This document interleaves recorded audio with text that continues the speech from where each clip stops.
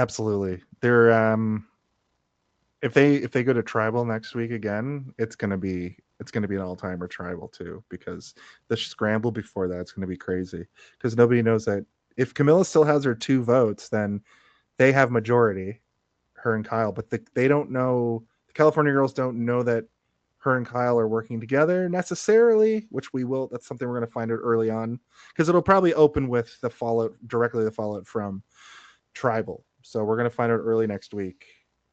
But it's tough to say because they focus so much on Say and whatever happens um, in that challenge that makes everybody lose it.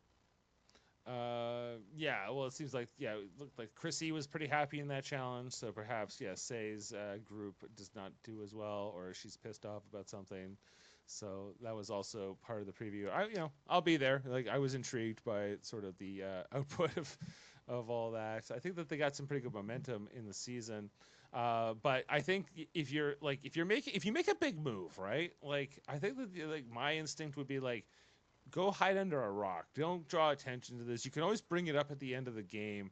I think just pound your chest about it, especially in the pre-merge. Is sort of like even the point?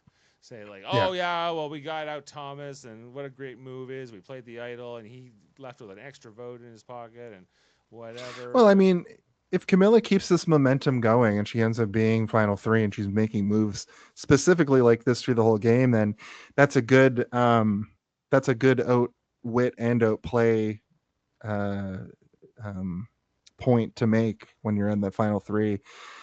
But if she just gets eliminated, then none all of this was just television that we were watching.